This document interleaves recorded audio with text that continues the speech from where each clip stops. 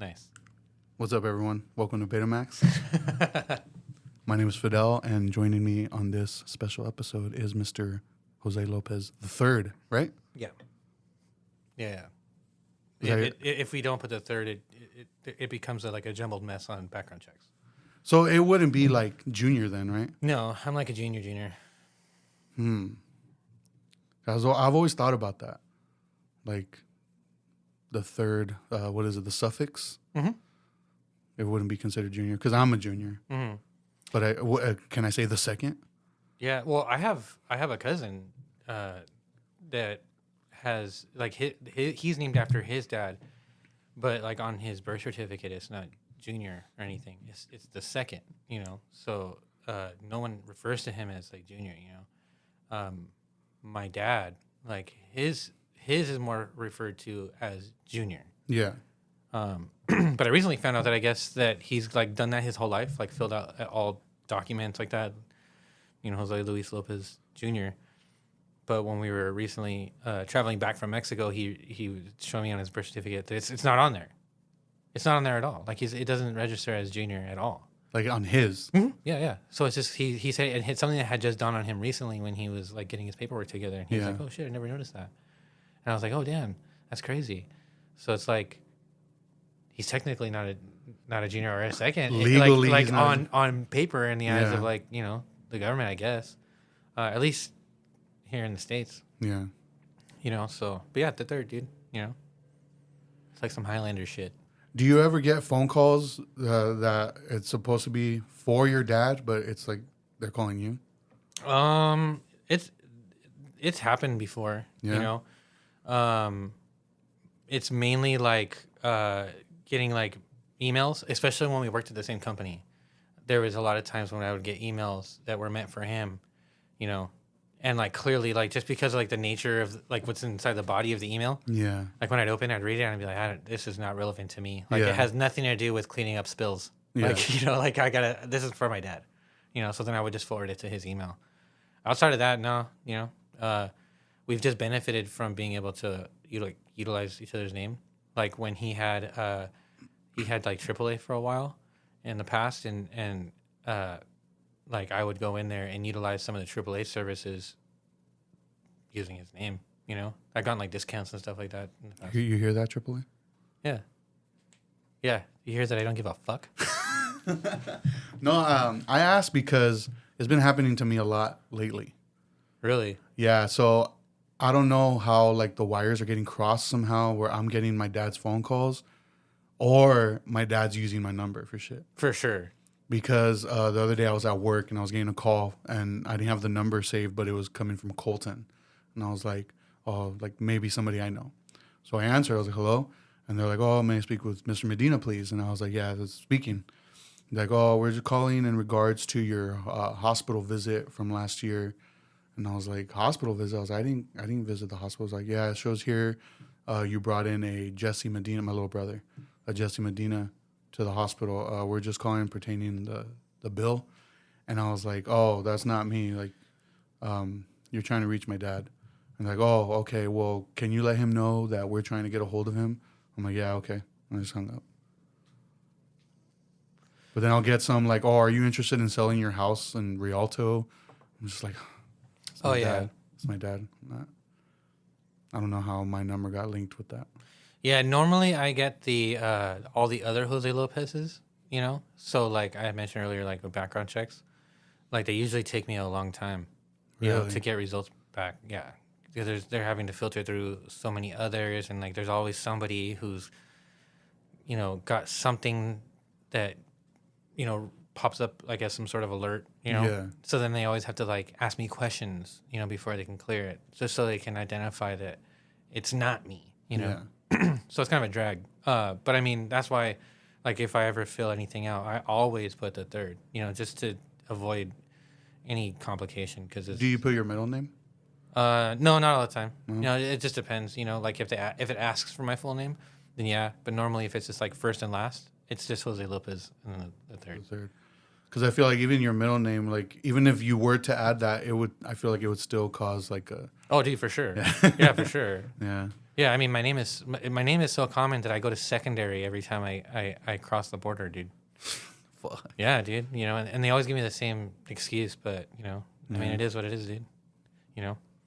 So what is secondary? I haven't gone across the border since I was like 12 years old. So. Oh, it's customs. So like, so you know, when you go to the booth, right? They ask you for your documents, and you hand them your documents. You know, passport or your ID and birth certificate or whatever. And they'll ask you a few questions, and then they give you your stuff back, and then they let you go on your way. But for me, I have to. I always end up having to put the hazards on, and they direct me to this second, like, inspection area. So I just have to pull my car in, and I have to wait, and then when there's an officer available, they come up, and then we all get out of the car, and they do like a quick search. But at this point, like I've done it so many times, you know, like it's for them, it's so quick now, you know, like I used to take a long time. But then now it's just kind of like they see all the notes that pop up and stuff like that. And it's just like, it's going to continue to happen until it eventually stops. Yeah. You know, because there's somebody out there that has like similar credentials, if you will, like similar birth date and like name and stuff that has, you know, something going on. And, you know, they're just doing their job, I guess, which is whack. Because I mean, I have to be the one to go through all that shit. Yeah. Yeah. So just to play it safe, I had to file a police report just so I can kind of like have a little bit of something saying like, hey, you know, like I'm not committing a crime. A crime potentially is being committed against me. Yeah. You know. So I give them my passport with a police report, and I mean, I don't know if it helps, but, you know, they sent me through. The first time I had learned that, though, was interesting because I had gone through and they're like, oh, yeah, like you have a warrant. And I was like, I do, you know? That's news to me. So they took me back and they sent me to secondary, which isn't something it wasn't like my first time going to secondary. But this particular time, they had actually put me in handcuffs. Oh shit. Yeah. They put me in handcuffs and they took me to this room and I had to forfeit all my belongings, and then they had processed some fingerprints, and then I had to sit down on this bench, you know, and then they just shackled one leg to the leg of the bench. They have like benches. It's like two benches and they're super long. Yeah. And they have a bunch of like legs on them. Yeah. And each leg has a shackle. So they just shackle you to it. And then I was told that I'm going to be there until they can get clearance from like some, like I think a police department like up in San Joaquin somewhere to verify that the prints that they had taken from me at that time were or were not a match for the prints that they have on file for the person who has said warrant issued for them. And so I was there for like 4 hours just waiting for that. Yeah. And then they came back and they let me go, you know. They apologized. They're like, yeah, it's just, you know, like all of them made it a point to tell me that they don't think that I'm the guy.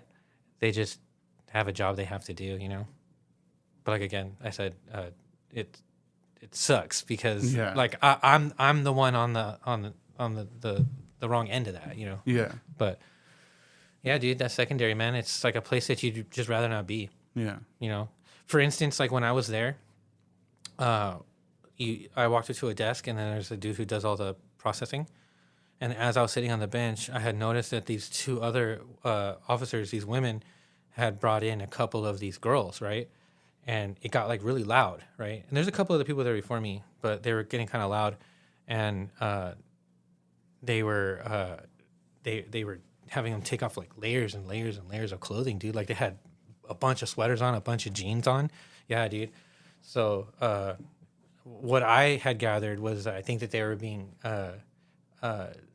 like snuck across, and rather than having to worry about bags for their belongings, they put on a bunch of clothes, you know. So they had a bunch of shit on them that they had to take, and you know they came in really hot with those girls, you know. Like, you know, I was like, oh man, this is not a place I belong. Yeah. Yeah.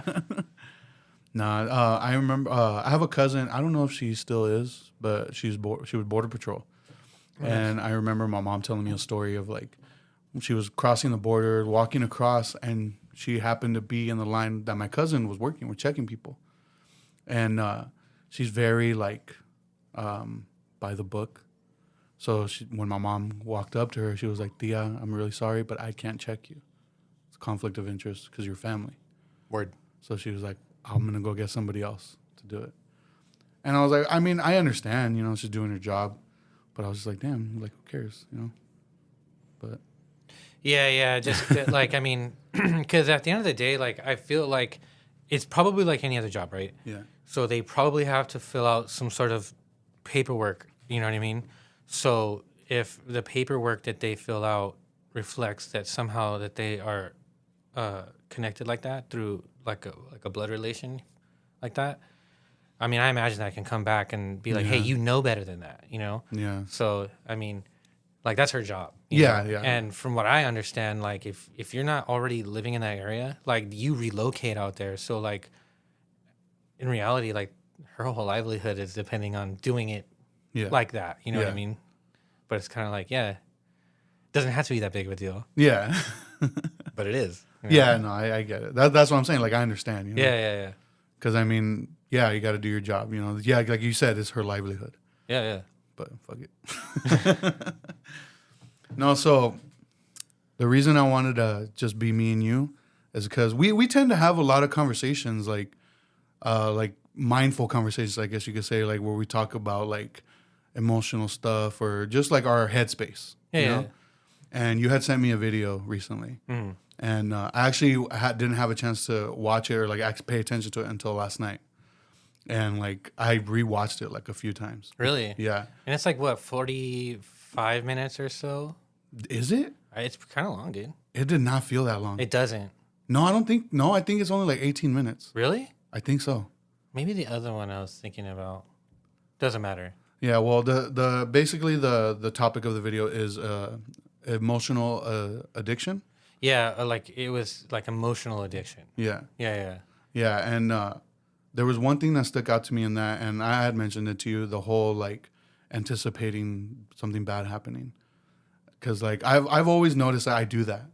Like the earliest like I've noticed that I've done that, or the last major one I did was when my grandma passed. Because the morning I found out that she passed, the night before I had gotten like a huge raise at work, and I was like, oh hell yeah! And I started like kind of making plans, like okay, I'm gonna be able to do this now, do this, like, and then I remember thinking like something bad's about to happen. And then, like, the next morning, that's when I woke up and to the news that my grandma had passed. But ever since then, like, I've always felt that way to this day. Like, and I don't know why.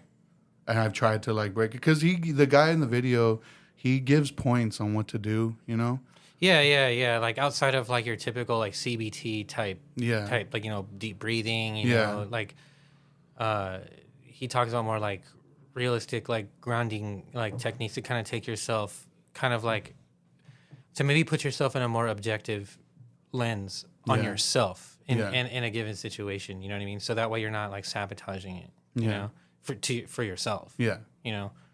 But I think it's also important to preface though, like the concept of that video though was saying like it's talking about people who are uncomfortable when it's calm, right? Yeah. So it's having to, the way that they spoke about it was like having, basically, you're accustomed to living in a certain like emotion, constantly for whatever reason, whatever that may be. You know, if it's fear because of whatever situation you're in, or anxiety, or whatever the case may be. That you're so accustomed to feeling like that you identify with that emotion, like that you become one with that emotion. So therefore, when you're not experiencing that emotion like that, like it's like you're as if your brain seeks it out like a dopamine hit, like anything, like any other like something that gives you like a quick hit of dopamine. You know, like I don't know, things like beers, cigarettes, shit like porn and gambling and stuff like that. You know how Yeah. that like those give you those dopamine fixes. So people tend to have those types of addictions, but that can, I guess, according to this person talking, is you know, that can be with the emotions too. So you tend to like create these problems, you know, Yeah. whether it be like beefing with somebody or creating your own grief because like you're anticipating for something to go wrong, or for instance, like in my perspective, like the way that I feel like I connected with that particular aspect of it was like if something is brought to me, right? Like an idea of doing something, right? Yeah. My mind immediately goes to like analyzing the entire situation, kind of like you know, in what is it, Infinity War? You know, when Doctor Strange, he's like tripping out and like his head's all spinning, you Oh, know, because he goes through all the scenarios. and he's going through all the scenarios, right? Yeah. So I feel like it's like that for me, right? So then I'll end up having like this really negative overview of the situation because I'm pointing out all the possible things can go wrong, you know, Yeah. because I'm anticipating for that to happen, you know, Yeah. because in my opinion, like shit's always gonna like be against me, you know, Yeah. because that's what it always had felt like, you know. So I had kind of like connected with that part of what the dude was talking about because, I mean, like I could see that in myself Yeah. as well, you know. But like that too, not necessarily from like a particular like, I don't know if I can pinpoint like a particular like point in time that can be like what is my trigger, you know. I mean, I have a few things that I can speculate, but you know, I do know that like just from self-awareness that yeah, dude, like it's I definitely have like that paralysis by analysis due to that, you know, like I'll be super apprehensive to do a lot of things based on those fears, and that's really unnecessary. It's a frequency in which I'm choosing for myself, you know what I mean? And like having to be cognizant in that time when it's happening to disconnect from those emotions, to just think clearly through that and have a better reaction, you know, to have a better outcome, because I'm not considering long-term ramifications, you know. And immediately I go straight into the emotional aspect, which is another thing that he had talked about, which is like, say things like anger, you know, Yeah. saying like, you know, if you're in a situation where, you know, being hurt or like being humiliated, you know, is too difficult of something for you to express, so you can hide it behind like anger because it's more comfortable for you, because like it makes you feel more powerful or in control because Yeah. of how big and aggressive like that type of feeling is, you know. So then like, and you can utilize that emotion like just instinctively, inappropriately, because it's not like in a situation where you should be sad, you know, or you should be bummed out, you know what I mean? But like you don't feel comfortable with feeling that, so you know you cover it with something else, you know. And I feel like I feel like I'm definitely victim to something like that too, you know. I mean, I'm no saint, dude, you know. Like, I mean, I lose my cool, you know, from time to time. I mean, you've witnessed me lose my cool in the past, like on some silly shit, dude, you know. Yeah. It's tough. Yeah, it's tough, you know. That video was really really fascinating to me, you know. Yeah. I knew that you would find it interesting. Yeah, like I said, I watched it a few times, but you had mentioned about like the whole, the rage aspect of it for things that like, what am I trying to say here? Basically, your emotional response to a certain like feeling embarrassed or whatever can result in rage. You know, is what you're saying, right? Yeah, and that's just for me personally, Yeah. you know, and that is one thing that I feel like I can speculate as to what the source of why that's a trigger for me, you know. And that's just because like of my life experience being in a situation where I was just very severely bullied and picked on all the time, you know, and kind of being in a situation with students and teachers everywhere I went, kind of always pointing things out to me as if like I'm doing it wrong, right? Like I'm or what I'm doing isn't enough, or you know, things like that. So like, you know, when I feel like I'm in a situation where I feel like I'm being humiliated, like especially in front of people, or like in a situation where it's like going to make me look a certain way, and I feel that, it's kind of like reliving that. Uh, it makes me feel small, and it makes me feel like that kid, you know. And like my response is to get just very like I get upset, like in the wrong way, because I'm so hurt, bro, by that, you know. And it's like a really vulnerable place for me to be. So, you know, I get into like a defense mode, you know what I mean? Like I get very territorial with myself, you know. Yeah. Uh you know, it's a big reason why, like, even, you know, when you talk to like my siblings, or even if you met people who knew me when I was growing up as a kid, they call me Louis, you know, because that's the name that I grew up with, you know, because I mean, it's my name. Yeah. But like I go by Jose because I felt like I had to like reinvent myself, Yeah. you know, because I needed to disconnect from who that person was, because that person allowed these things to happen. You know, this person was weak and things like that. When in reality, like it wasn't that at all. You know, so if anything, this is like the video when it talks about kind of things like that. It just kind of fortifies my concept of like I need to learn how to parent myself better. You know what I mean? Like I have an inner child that is requiring like healing. You know, Yeah. and I have to be aware of that all the time. So I have to be like kinder to myself and show myself some grace. You know, and take accountability for my shit.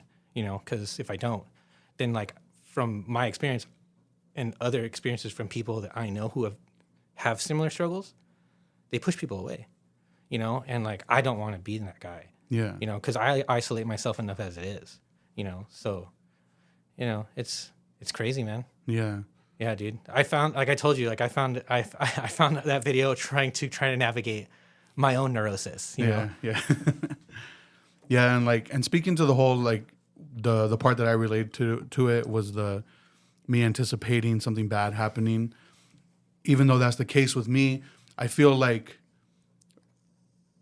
say the bad thing does happen, it doesn't affect me in like a strong way. And that's what I was trying to get at, because after watching this video, it reminded me of like, it was like kind of like a conversation me and you had after my last breakup with my ex. Mm-hmm.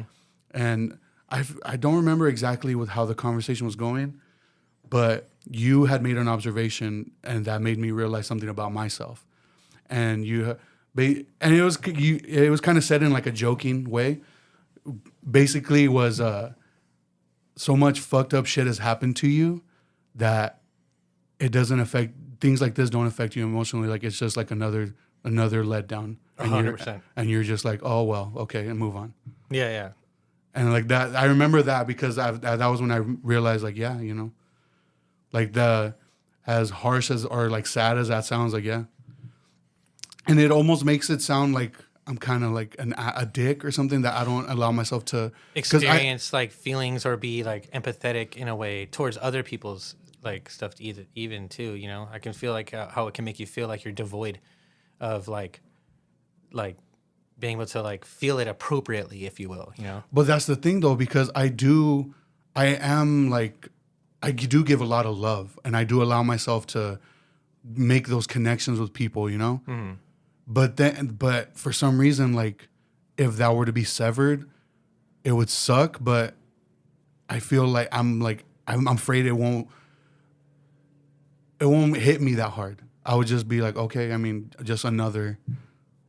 Do you think you know like why that is? It's because of like my upbringing. Just because it was normal. Yeah, It was normal for yeah. So so what I'm hearing is like you could argue that it's because you're a part of your environment. You know, it's like the conditions in which you're accustomed to. Yeah. You know, so like for me, like it's anxiety, right? Yeah. You know, it's chronic, and it's just because I'm so accustomed to that myself. You know, like I'm always uncomfortable. You know, I grew up moving around from house to house. You know, having to live with family all the time. You know, like you know, having to try to be comfortable in somebody else's home when they kind of low key make you feel like, you know, you're in their space, you know, like, Yeah. you know, and I spent a lot of time like that growing up, you know, so stuff like that gives you anxiety, you know, and so when I can feel like I'm definitely used to it like that. It's so normal to me that like, yeah, I feel like it's kind of hard to picture myself without having anxiety. And they say like anxiety is like healthy, you know, but I feel like I don't know what a healthy anxiety feels like, you know, because you know, for me, it causes me to cope in ways that I know are unhealthy for me, you know, because they're unhealthy on like how I treat myself, how I can potentially treat people around me, you know, and then like it makes me do like the crazier things, like like the OCD type stuff, you know, like constant compulsions and stuff, you know, which provides like a temporary relief, you know, but in the long term, like I'm still trapped in like a cycle, you know, Yeah. and that's kind of hard to deal with, and you know, not being able to feel because I don't feel like I'm emotionally intelligent all the time, and I know that like how I cope with things, people notice, people care, people are affected by it, you know, and that's the part that really bothers me, you know. So I'm trying to be more cognizant of that, work on that, you know.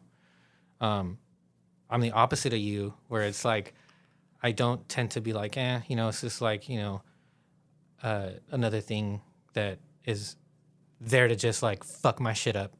It's more like I'm way too sensitive, dude. You know, like I take everything really personal. You know, it like it hurts me a lot more than it would like say someone like you, or at least I would show it that it would hurt me more than something would hurt you or affect you. I You know think what maybe just because I got used to just hiding that Right, shit. right. Internalizing it, you know. Because I did it all the time in school, you know. So let's just say when you do like release, what does that look like? What does that sound like?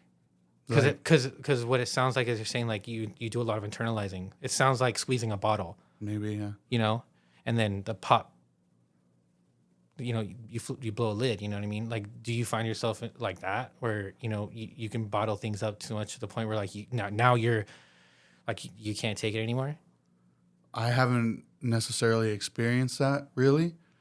There have been times where like I randomly just started bawling. But, the past two times that happened to me, one of them was actually because of the movie Coco. So like it was I loved that movie. You know? I mean, now I'm grabbing by the boo boo too, dude. Yeah, and yeah, you know, it was a tearjerker. You know. Yeah, dude. But I don't know why. Like maybe just because did have a really close relationship with my grandma, and like that's what it reminded me of. But I remember sitting there. The movie was done. It was already over. Credits were rolling, but I was just sitting there watching the credits, and I just started bawling. Damn. And then it started making me cry even like harder and more because I was like, why am I crying so much? Like I was trying to stop, but I couldn't. Yeah, yeah. And then the time before that was actually with Yaris. We were driving to the store, and we were having a conversation about something. And she was saying something about how like, oh yeah, my dad taught me how to do this. I'm like, oh, my mom, like she's the one that showed me how to do that, whatever. And it like made me realize like, damn, my parents didn't show me how to do shit. Damn. Like everything I know is either I had to find out myself, or like my older sister showed me. So then, like, that made you feel like, damn, like you got emotional thinking Yeah. about it like that. Yeah, like I remember, like I came to that realization. We parked, and I just started bawling. And she was like, "Well, what's going on? What's wrong?" And that's when I was like, I just realized like I didn't learn shit from my parents. Damn. Yeah. Would it make you feel any better if you wanted to call me daddy? Always do. But yeah, like I don't know if it's maybe it is internalizing. I feel like it. I don't think it is. It's more just like I see it as I'm just brushing it off, not real necessarily letting it affect me, and I just let it go, because I'm a very strong believer in like don't dwell on shit, you know, because if you're dwelling on shit, you're just basically continuously hurting yourself. Yeah. And because he kind of mentioned something like that in the video as well. Rumination. Rumination. Yeah. That's that. I hate that shit, dude. Yeah. It's the bane of my existence. Yeah, dude. I understand that.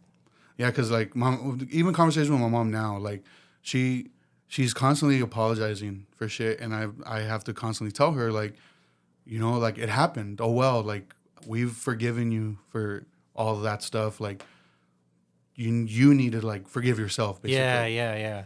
Like you're the one that's still holding on to it. Like, and then she uses it in a way where she thinks we're being spiteful towards her in certain ways because of that, when that's not the case at all. Yeah. You know, so Because maybe she's used to people yeah, being like that based in like the world that she was kind of absorbed in Yeah. at that time, you know? oh definitely. Yeah. Damn, that's crazy, dude. That's crazy. Was there anything in the else in the video that kind of stuck out to you? You would want to touch on? Yeah, I mean, it was mainly like those primary points, dude, you know? Cuz you know, I mean, the whole reason why I ended up there is I had actually Googled, or not Googled, I went on YouTube and I typed in when feeling defeated. That's what I had searched. And that was one of the videos that popped up. And it doesn't seem like that would be relevant, right? But like, I don't know, it caught my attention, you know? Yeah. Like even like the images like on the, had like, you know, like third eye stuff on it, you know? And I don't know, that stuff usually kind of piques my interest. So I was like, I'm going to give this a shot. You know, it doesn't seem like it's that long. Yeah, and it was mainly like, you know, the concept of, you know, basically creating your own grief, you know, self-sabotage, you know, like the whole like not being able to like it one of the things that really stood out to me now I'm talking about it is like so something is in the past, right? Yeah. Like you have to let that stay in the past, right? Yeah. Like you can't bring that to the now, because in reality it's like it's just you're chaining yourself to a bench, Yeah. right? Yeah.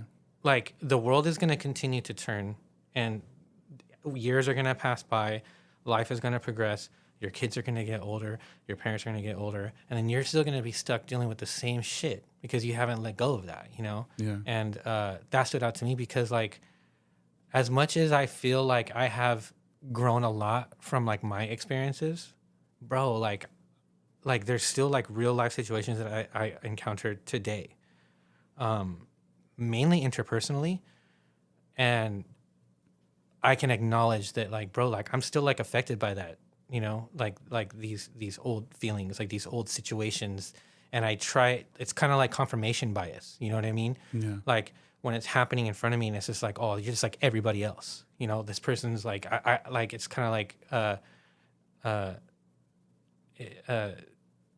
it's like, you know, like I said, confirmation bias, you know, like it's like, oh, like here it is, you know, like I'm not surprised, here it is, you know, like normal, Yeah. you know, like, and then I start feeling really bad about myself, you know, I start putting myself in a situation where I start thinking like, oh, I'm the problem, you know, like maybe it's me, you know, I'm the person that can't, you know, be more stoic in a situation, you know what I mean? I put a lot of pressure on myself because of that stuff, you know? I end up being really hard on myself about it, and I beat myself up like constantly, you know? So it's kind of like having to really, really analyze like what it is that like triggers like you to feel this way and react the way that you do, and then being able to like just have like the discipline, you know, and the cognition in real time to be like this, like, no, I cannot let this infect how I can handle the situation right now based off of like, you know, some old shit, you know? Yeah. And that's the challenge, you know? So I thought that was like a good, like, way, it was something good for me to hear, where it's because it's somebody outside of like, you know, my wife or my mom or like, you know, my therapist or whatever, you know, to tell me the same thing, but to have someone like from a different outside perspective kind of put it in a way that's just like very clear and concise, like stop hanging on to the past, you know, deal with the present and don't worry about the future, you know, like, which is ultimately like anxiety in a nutshell, really. I mean, as far as I see it, I'm not like an expert or anything. I just know like from how I connected with that and how I can like interpret it utilizing my own experiences. Yeah, I mean, it was insightful. It caught my attention, and if anybody listening is interested in checking it out, I mean, I'm sure you can put a link to it or something. Yeah, I'll definitely have the link in the bio for it. Yeah, he has some other shit on his channel that caught my interest as well, but I haven't really checked into it because it was something that I had put on while I was like taking a shower and getting ready and stuff. So yeah. As far as like the whole letting go of the past, let it stay in the past type of thing, do you think that could also apply to like the good memories of stuff? Because we do have like a habit of like being very nostalgic. Yes, very nostalgic. Yeah, I mean, I don't know. It's a good question because I like those things. Yeah. Like when you think of core memories, like in the movie Inside Out, Yeah. like you have all these blue orbs and shit, but like you also have like those yellow joyful ones, like I don't know, like I'm always nostalgic. Yeah, I'm me very too. nostalgic. Me Like too. if you listen to like the music that I make, it's the beats and stuff. Like it's normally like very nostalgic in nature, like in tone, if you will, or aesthetic. Yeah. But I don't know. I like thinking about those things. It reminds me of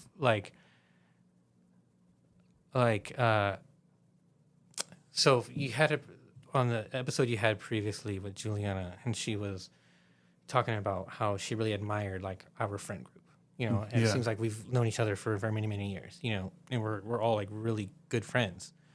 And I have known you guys for a very long time. You guys are my oldest friends, I would say, but there is situations where I've been around where people have known each other for like through elementary school and stuff like that. I don't really have friends like that I associate with all the time like you guys do. Yeah. Because we met in high school, Yeah. and that was the third high school I went to, So like when I think about like the nostalgic stuff, it just reminds me of like all of the good things, all of the stuff that makes me happy, like the stuff that I attribute to what makes me who I am, because I'm equally as impacted and sculpted by like my negative experiences as I am my positive experiences.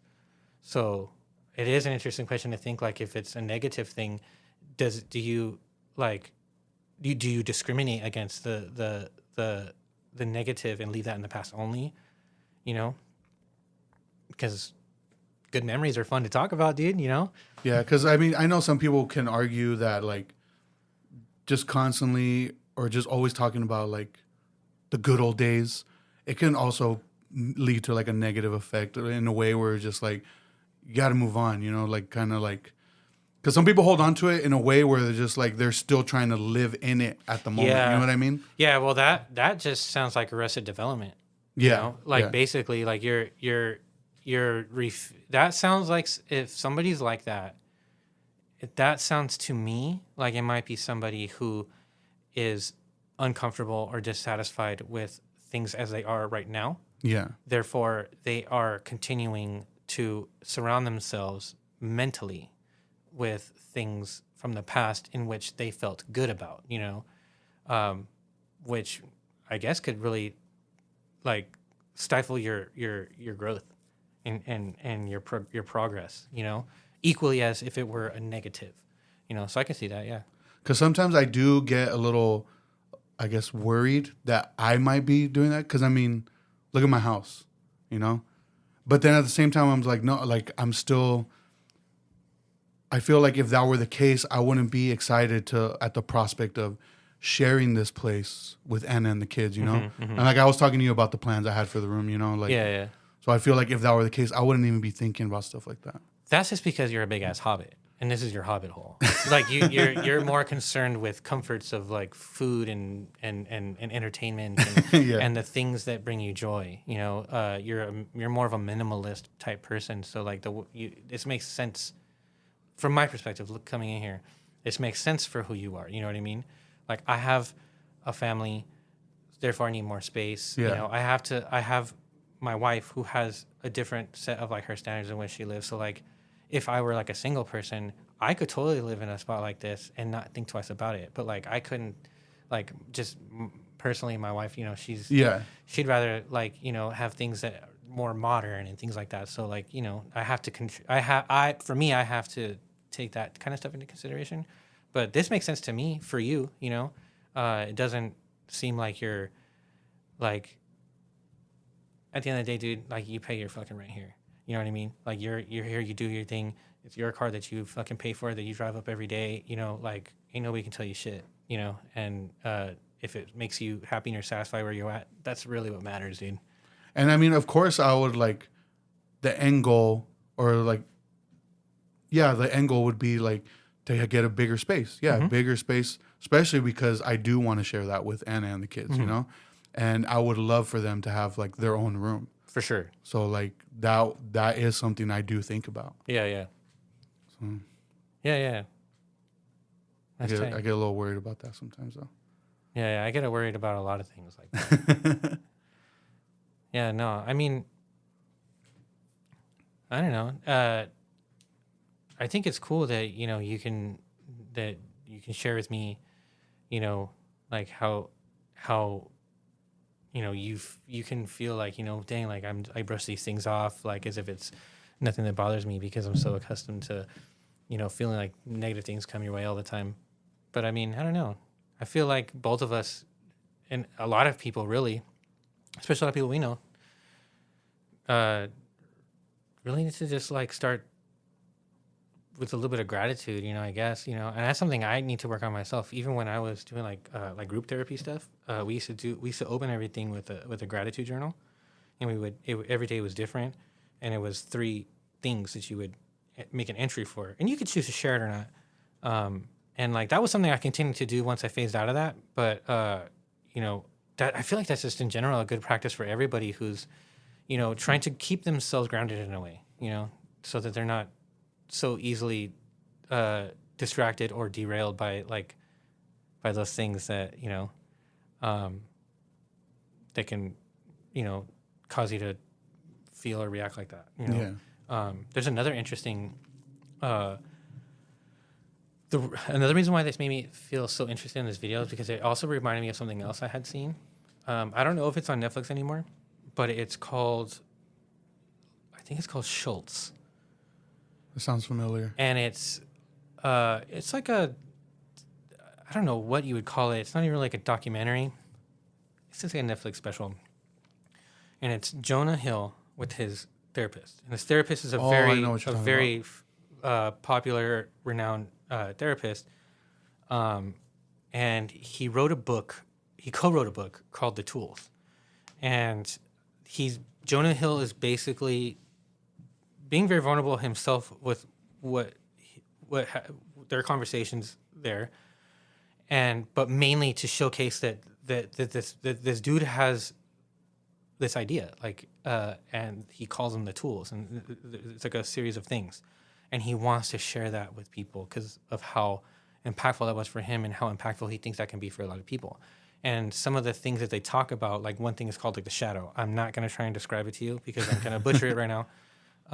But I recommend looking into it. I had bought the ebook for it. Fascinating, dude. But basically, it's just kind of that video was very reminiscent of those concepts in the sense of like it's having to do a lot of self-reflection, you know, and to identify things that. So, for instance, I will try to describe that shadow thing, right? Because it's the one that stood out to me the most. It's like this shadow is this part inside of you that you're trying to not acknowledge, but it desires your attention, you know? So it's constantly going to basically tap you all the time, you know, and pick at everything that you basically have in front of your view, because it craves your attention so much, and it just wants you to pay attention to it. And the shadow are all these like negative feelings, these negative experiences, these negative emotions and stuff.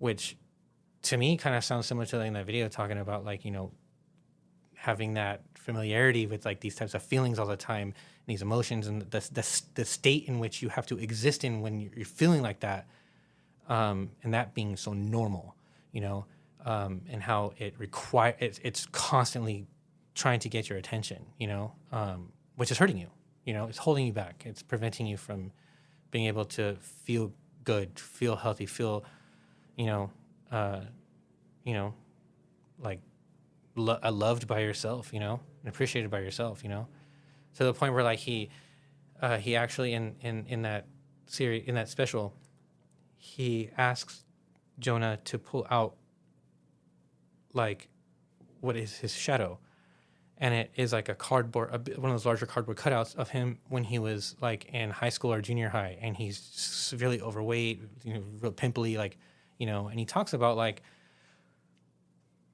how that person was treated, you know what I mean?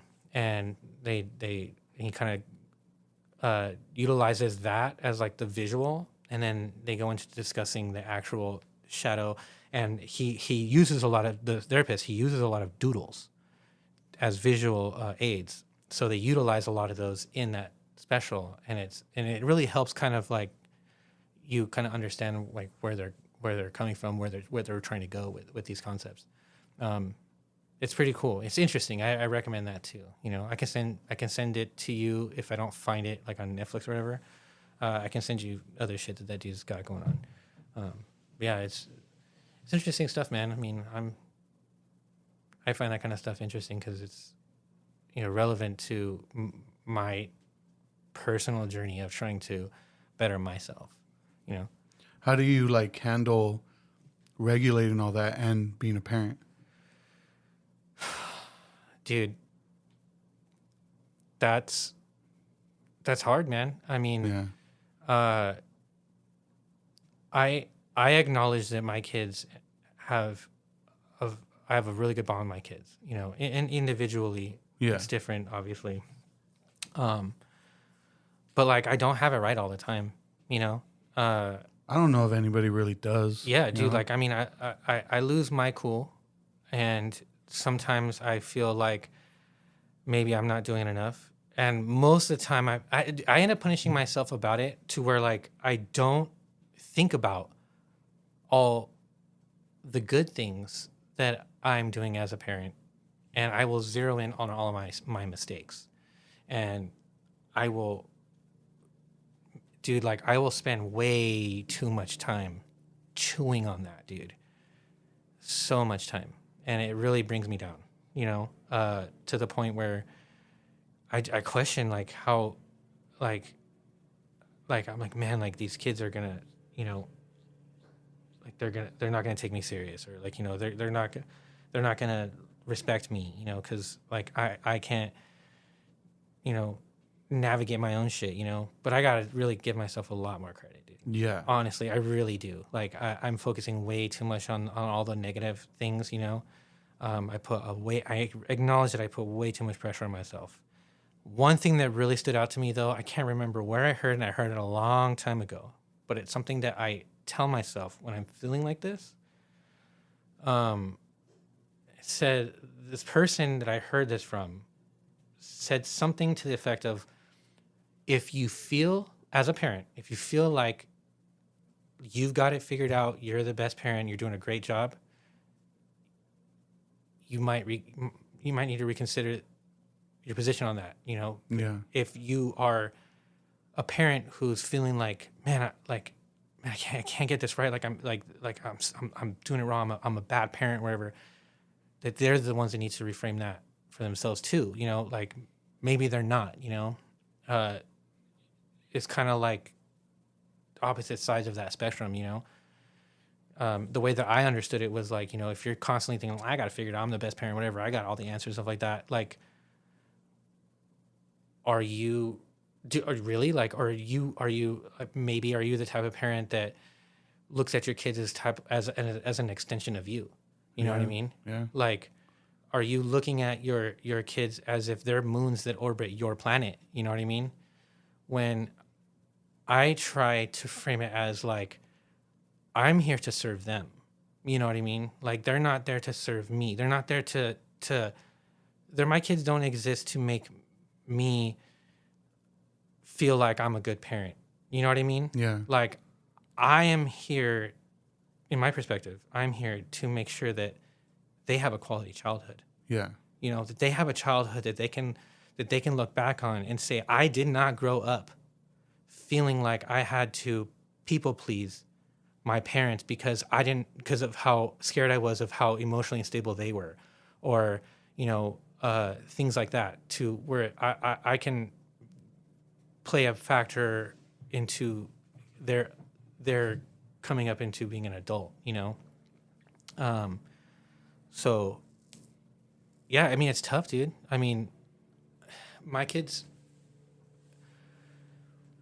I mean, I'm sure when they get older, like we could probably have a time where we talk about it, and I wouldn't be surprised if they brought it to my attention where they said like, oh, when you were mean to me this time, or when when I felt like you were like on another planet, you know what I mean? It was hard to reach you or something like that, because I'm still trying to navigate Yeah.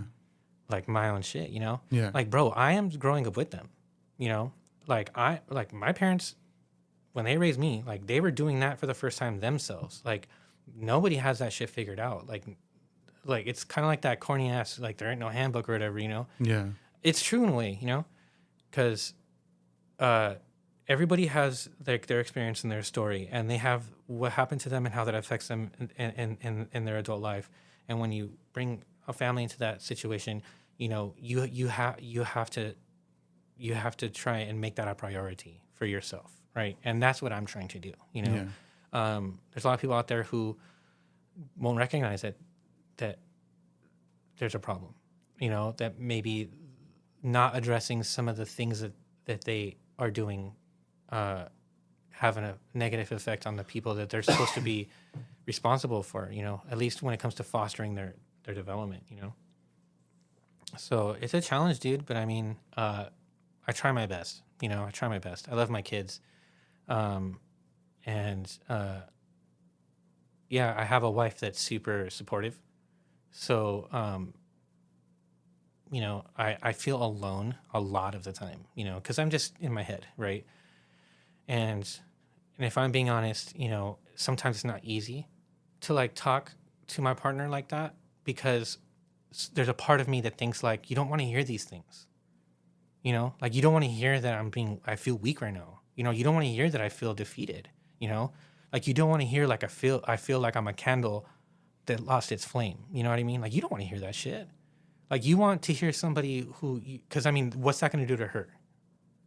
Right? Yeah. Damn, like now I got to worry about this guy, and we have the kids, like. So you kind of get it in your head, like, I don't want to be a burden type of thing. And then I feel very lonely, and that doesn't help the situation, because then I isolate myself so bad, and it becomes noticeable, and then I have like these waves, granted that like, different situations, play a factor, you know what I mean?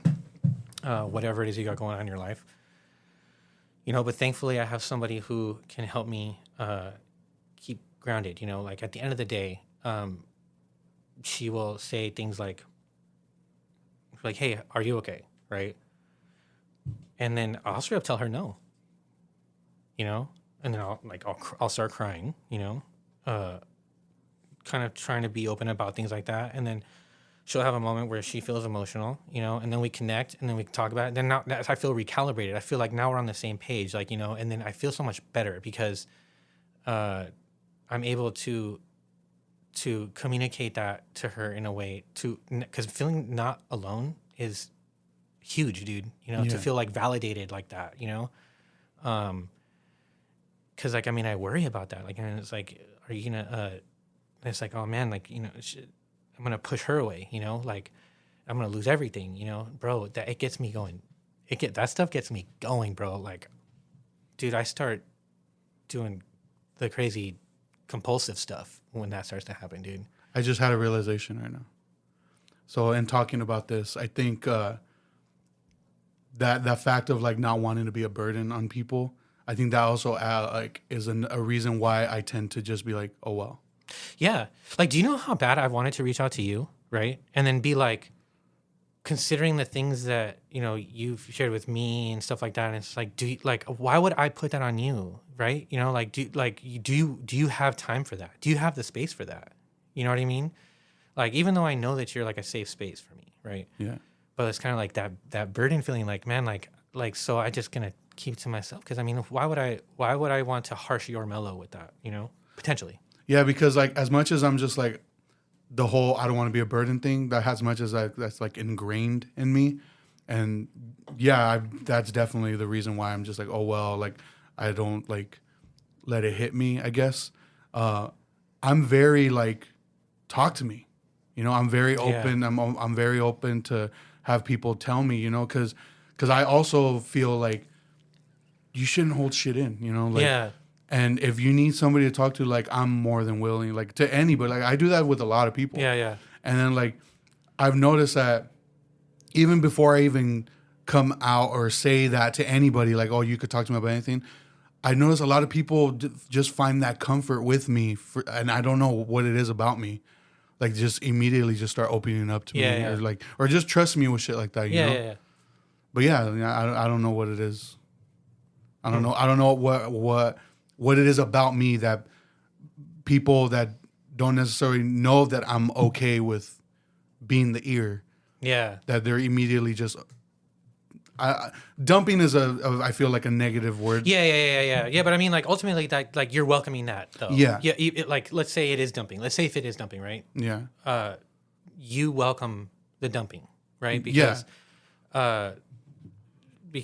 I mean, at the end of the day, like, you care about somebody. So, and like, you're the type of person that doesn't like to see people hurt, Yeah. you know? So when someone does come to you for something like that, they can't help it but to feel comfortable doing that because you welcome it like that, you know?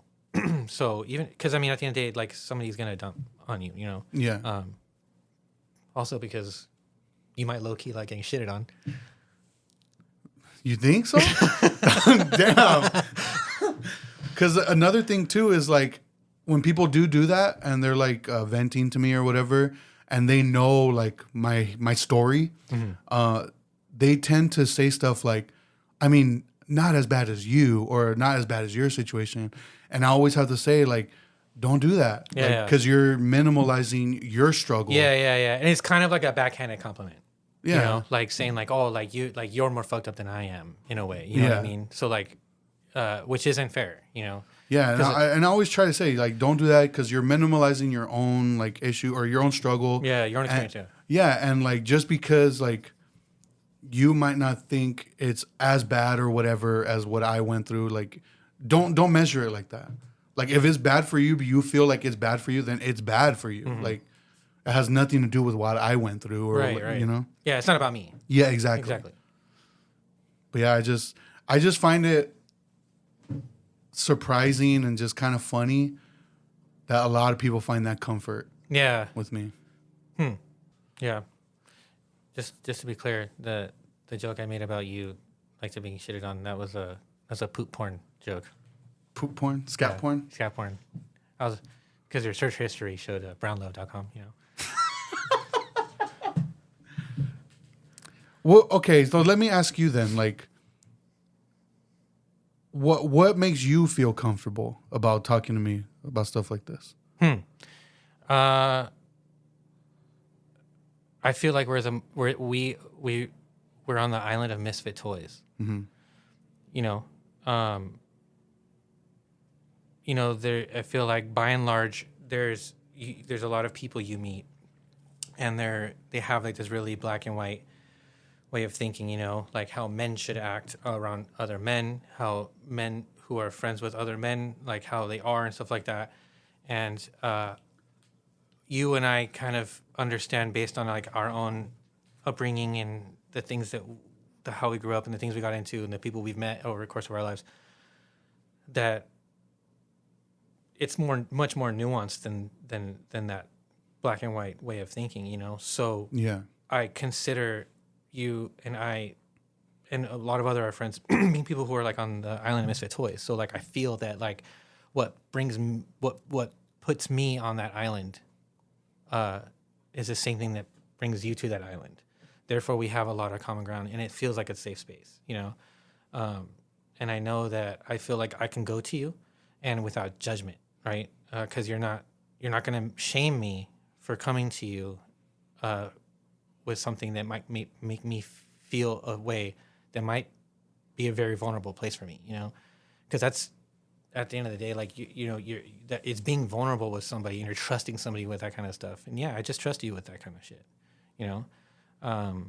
I feel like you're the kind of person that, like, I don't even have to say a word. I can just start crying, you know, or I can just start yelling about something I'm upset with, and you'll just be present with me, not needing to really necessarily say a word, and whatever it is that I needed, you would just be there for that and be that anchor to help with the bringing of the ankles down back to earth, you know, when that's needed like that, you know. So you just have that about you, at least from my perspective, and I appreciate that about you, you know, which is why I was excited to do something like this, you know. Yeah, and I don't mean to like ramble on it, you know, because I mean this is a very, like, you know, deep and vulnerable topic, you know, and it does make me kind of anxious, you know, being able to kind of throw that kind of stuff out there. But I think it's important, you know. Yeah, definitely. I definitely think it's important. I think people don't realize, like how the imperative of being able to be open about this kind of stuff, you know, because I mean, like I'm a dude. I identify as a man, you know, and I don't feel like any more or any less masculine than other men, you know. Yeah. So therefore, like, I do have some of those, like, things that are in the back of my mind of, like, you know, I don't feel comfortable, you know, being able to, like, really just be open in all scenarios, because I mean, like, of how, you know, other men are about shit, you know, like, it's so easy for, like, oh man, like, you're being a bitch, like, or whatever the case may be, or, you know, like, that's being soft or whatever, you know. But I think I like to encourage that it's the opposite of that. I think that it shows strength, you know. Oh, definitely. I think that it shows a little bit of who you are as a person, character-wise, you know, like being able to identify, like, things that have gone wrong, things that are going wrong, and the steps needed for you to take to move that forward. And that's simply growth, you know. And you can't expect to, like, reach your potential like that if you're not willing to, you know, be loud about it, you know. Yeah, I mean, I don't know. Hopefully, you know, talking about stuff like this more encourages other people to, you know, kind of, you know, be able to decipher, like, who they can feel comfortable with and be more open about those kind of things. Because I mean, even at my work, right? Like, I'm very open, you know, and I feel like it's put me in a place amongst my coworkers where they feel comfortable coming to me. You know what I mean? Yeah. Like, and I appreciate that, because it makes me think about, like, oh dang, like, I'm a safe space for them, you know, what I'm doing and how I present myself, how I carry myself, and it is I don't know, like they, as if they can see me like as a lighthouse in a way, I guess, you know, because, you know, when you're thinking about work and professionalism, you know, like, you don't really think about people like that, you know. Yeah. But you never know what somebody's going through, and I'm just trying to be the guy that I wish was around me. You know what I mean? Like, I get inspired by hearing other people who I respect, like, being very open about stuff like that, because it makes me feel less lonely, you know? So I think it's important. I think it does show strength, you know? That's the thing. Like, what I want to double down on what you said is you never know what people are going through. Mm-mm. You know, you never know what people are going through. So it's kind of like that's what I always, I guess that's what, like, the mindset I have. Cause I'm the same at work. Like, I do have people that, like, talk to me. I'm like a safe space for them. I have this one coworker in particular. He like tends to vent to me a lot, and he'll apologize sometimes. Like I'm sorry. I'm just like, dude, like it's fine. Yeah. Like you don't have to apologize. Mm-hmm. And then it was funny because I was having a conversation with him the other day, and I kind of like was bringing up the point of like I have the reputation at work of like being the guy that everybody's able to get along with. There's like cracking jokes, whatever. But I can also be misconstrued, or I could also come off as like an asshole because I roast a lot. Yeah. Like I tease a lot. I talk a lot of shit. Like I joke around a lot. So it's kind of funny that I'm also like in like certain people's eyes like the safe space. Somebody they can talk to, even though I do tend to tease a lot. Mm-hmm. I just think it's just like it's like almost like a weird ability that I have, because some of the shit that I do, like tease about or like make fun of or just joke around with, I'm pretty sure I'd get my ass beat. Yeah. For things, but like it obviously comes off as a joke. Yeah, but I mean, like, let me ask you, like, if somebody, like, let's just say it's somebody at work, they come to you, whatever, and they tell you X or Y, and then you jokingly, like, because that's how your frequency is at that. So like to ease attention or whatever, and like say you tease or whatever, right? If someone were to come to you and say like, yo, man, I didn't appreciate that or whatever, you know what I mean? Oh yeah, definitely. Yeah. I would apologize. Yeah, exactly. And then tell them stop being a bitch.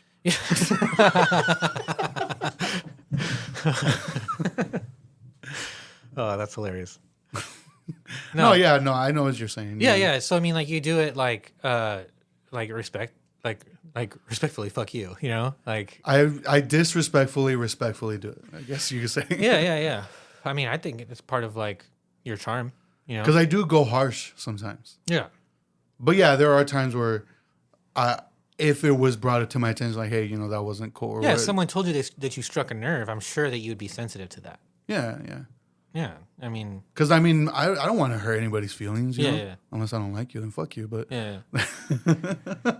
That's straight for the jugular. Yeah. That's funny. Yeah. But yeah, it's funny.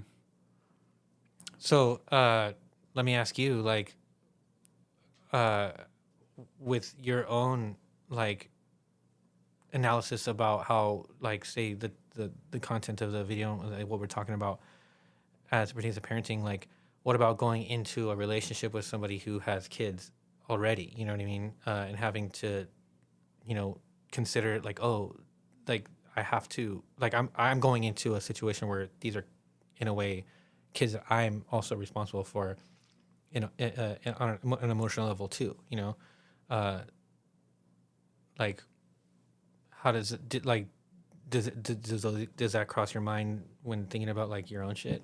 Oh, dude, yeah, scary because I've always been one to be like, I don't want kids, Mm-hmm. I've never wanted kids. The only time I've ever entertained the idea of like being a father was with my last relationship. Mm-hmm. That's the only time, and then that ended, and I was just like, okay, yeah, like my gut instinct was correct. Like I don't want to do that. Yeah. And then like once Anna and I started, like, we weren't necessarily like exclusive. We're hanging out a lot, And then things did start getting a little more serious, and like I got scared, because I was like, I don't know if I want to put myself in that situation, And then like, what if I'm just like, okay, let me try it. I don't think it's fair for her or the kids for me to go into it with that mindset. You know what I mean? Like, let me try it. Because what if I do that and then I'm just like, nah, this is definitely not something I don't want to do. But then those attachments already started building. Because you're kind of breaking up with them too. Yeah, exactly. So I was like, I can't go into this with the let me try this mindset. So I think it'd just be better off to break it off. And that's when like I did break it off initially. But then, obviously, that didn't take, obviously. Yeah. Because, you guys are together. Yeah, now we're together, and have this like great relationship with the kids, But yeah, it was scary, dude. It was scary. And a lot of the thoughts were just the whole like, can I do this? Like, am I going to be able to be like, not necessarily, they have their dad, you know, obviously they have their dad. And I'm not trying to say like, oh, I'm trying to be the new dad, you Right. know, like that's not what I'm trying to do. Yeah, yeah. But I just, am I going to be able to be that person that they'll allow me to be in their lives? Mm-hmm. You know what I mean? Especially with Anna, she like, am I going to be able to be that person she's going to allow me to be there for her kids, you know?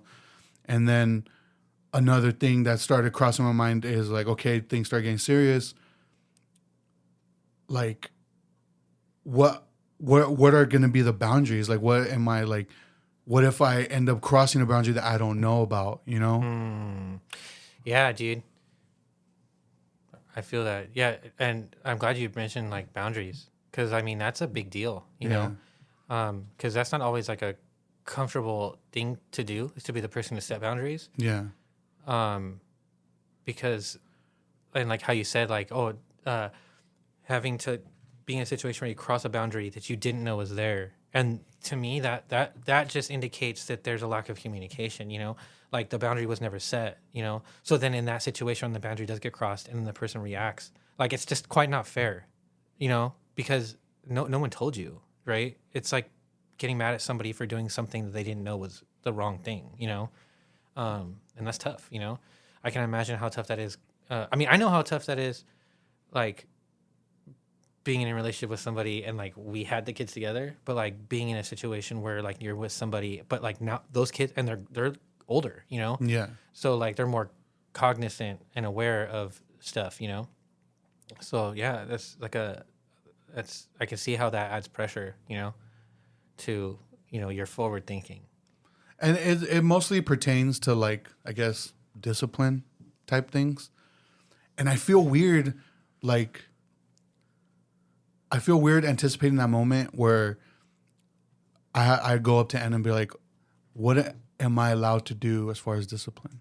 I feel like that's a weird question. I don't think it's a weird question. No? No, I think the only silly questions are the ones that you don't ask, you know, because like.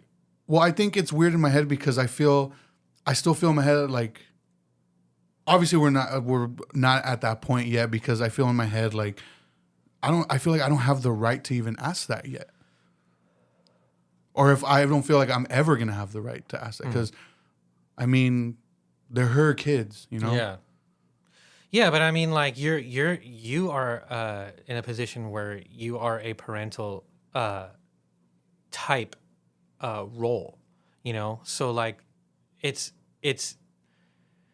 unrealistic to think that you're never gonna be in a situation where you have to discipline. You know what I mean? It's just what you think about what discipline looks like in that moment is entirely on you and that situation. You know what I mean? So, like, if it helps at all, you know, like as it pertains to discipline, and I don't get this right all the time, dude. So don't. Yeah. I'm not perfect. I don't have it figured out. I'm a work in progress myself. But the one thing that I really stands out to me from the stuff that I learned is it's seeking attunement and a connection in those moments, right? Because it's typically something that's whatever's happening is they're normally communicating something, and it's up to you to navigate what it is that they're trying to say, right? Yeah. Something as simple as like yelling back at you, like talking back, you know what I mean? Like they're experiencing an emotion, right? And they're not able to work through it, you know, because realistically, let's say like my son, right? He's 4 years old. He's only had 4 years experience in this world, right? I'm 35 and I'm still trying to navigate my emotions, right? So it's unrealistic for me to think that the expectation for him is to have it figured out, right? So like when I look at it is like when it comes to discipline, it's just like rather than like getting mad or saying like, you know, go to your room or whatever like that, like creating a distance and a disconnect. The thing that I have to try and remember for myself is there's a connection that is being sought right now. I have to dial into that, you know, and that's the way that I can help this person navigate through that and then I can help myself navigate through it on my end, right, to achieve the optimal outcome. Um, you know, uh, it's kind of like there's this thing. There's this thing that I have saved, like on my favorites, that I found a long time. It was an article. It was written. It's about this old Chinese proverb, "Why we shout in anger." Basically, it's saying that like people shout in anger is because their hearts are so far apart they have to cover a greater distance in order to communicate. So the closer your hearts are, the less needs to be said, and the quieter it's going to be because you're already pretty much on the same frequency. You know what I mean? So I try to look at it as like my goal is to get as closest to that as possible. Don't get it right all the time. Yeah. But I try. And it literally starts with a lot of asking questions. Having to learn how to take a step back. But I don't know. If I were you, I would ask. Like get that out of the way before, like, hey, this it's out of curiosity, because I anticipate for us to be together for the long term. Yeah. I anticipate to be in a situation like this. Like, I want to be able to prepare myself for that moment. What are some like boundaries that you might have that when it comes to like discipline, because I want to be able to support you in your parenting, right? That would require me to help discipline as well, to help foster development as well, and the best way for me to support you in that is to make sure that I know where your boundaries are, and where your kids' boundaries are, so that way I'm doing it the best way, because we're a family and we need to be on the same page. You know what I mean? Yeah. I mean, that's how I would think about it. Like, I don't think it's a silly question or an inappropriate question to ask, That's just how it runs in my head. Yeah, I know. And like I ask myself these questions, and that's just because I'm like you, overthinker, overanalyzing, because I haven't been in a situation where it made me think this, because her kids are very well behaved. They're very well behaved. Like her son could be a little hyperactive at times, but it's nothing. Like, he's a kid, like he's full of energy. Yeah. Like, it's nothing to the point where I'm just like, Yeah. And then like her daughter is like, she's very mature for her age, her daughter, and like, so it's just, that's how my mind works. Like, that's just the thing that pops in my head. Like, oh, like, what if this situation were to happen? Like, what am I able to do? But yeah, it's just in my head. Like, it's a silly question to ask. But no, hearing you discuss it like that, like, yeah, you're right. Like, it's not. Well, yeah, because I mean, at the end of the day, like, communication is so fundamental. Yeah. It really is.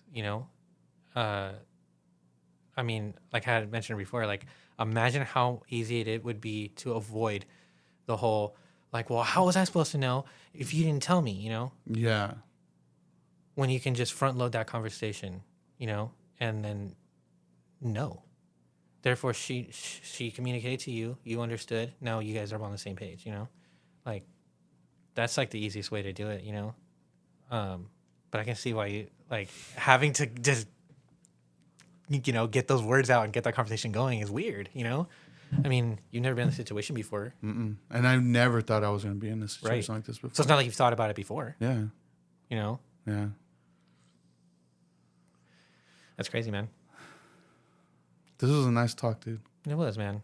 I appreciate it, I feel like I needed it, I feel like anybody in a situation could definitely use it. So, yeah, man. I appreciate always, being invited, to do it like this, Yeah. It's a good time, I prefer deeper conversations. Yeah, I like when we have deeper conversations. We don't have that many on here, but the ones we do get into, like, I find very enjoyable. And like, I do get feedback from people, like, saying like, oh, that it was different, but I loved it. Yeah. So hopefully people found something from this one, even if it's just like, it is okay to talk about how I'm feeling. Yeah. And if there's anything that I want anybody to, like, for me, if I would want anybody to take away from listening to this, is just, you know, as corny as it sounds, man, like you're not alone. You know, Oh, like yeah. there's a lot of people who experience things that are quite similar to your own, and I invite anybody to reach out to me. You know, at any point in time, if you know how to reach out to me, like to do that, because it means so much to be able to go to somebody to be like, hey, I'm not okay right now, and to hear like that's okay. You know, it's Yeah. okay not to be okay, right? Yeah. Talk to me, you know. I mean, I can think about many instances in which, you know, I wish that those conversations could have taken place for people, you know, before, you know, they, you know, push people away or did something, you know, like, you know, commit suicide or something, you know what I mean? Like, it's important to know that there are people out there who are a safe space for you, and I invite anybody listening to this to reach out to me if you need somebody. You know, like I get you. You know, I'm not gonna judge you. Like, you know, it's you know, we gotta have each other's back. You know, it's more important to build a longer table than to a higher fence, if you will. You know? So I like that. yeah, you know, yeah, man. You know, I think it's important. So that was Lord of the Rings talk with Jose. No, I still want to do that. Yeah, we're gonna do it. Yeah, We're gonna do it. We just gotta get Eddie to stop being such a workaholic. Yeah, and I'll try to reel it all in, because I mean, there's a lot to talk about. You know, so I started because I had rewatched Fellowship yeah. like a while back with Anna, because we did this thing where she's all like, "Oh, I want to read those books," and I was like, "Oh, we should watch the movies." Mm-hmm. And she's all like, "I don't want to watch movies until I read the books," and I was like, You know, I get that. Yeah. But I mean, those are really good adaptations, you know. Yeah. Albeit that there's, you know, changes that were made. I mean, for the sake of making a movie. Yeah.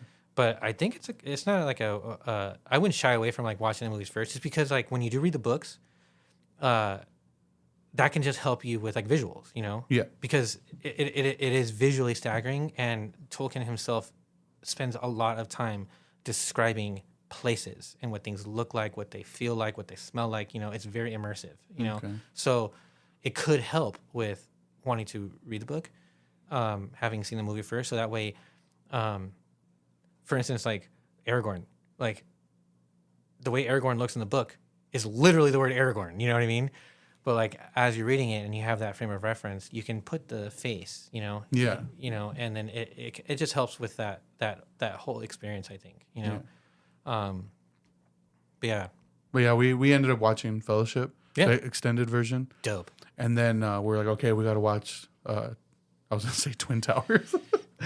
I watched Two Towers. Mm-hmm. Well, we haven't yet, but I was like, you know what, I'm gonna watch it, and I put it on, and I definitely want to talk about it. I just haven't watched Return of the King yet, but I'm planning on watching it before we do the episode. So. Oh, cool. Yeah. Definitely do that, because Because I know you and Eddie know more about it than I do. You especially. yeah, I watch the movie all the time. Yeah. I watch them all the time. Yeah. And I'm listening to those audiobooks all the time. I surround myself with it constantly, dude. I know. I see the memes. Yeah, dude. It's definitely like an obsession. That's what's up, homie. That's what's up. Yeah. But yeah, man, thank you for being vulnerable with me on this one. Yeah, appreciate it, man. You know, it's my pleasure. I like being vulnerable with you. Yeah. We're gonna make out? If you want. I'm down. Yeah, I'm not gonna judge you. I'll judge you a Okay. little bit. Like on how good of a kisser I am? We'll see. All right. All right, everybody. We'll see you guys next time. Late.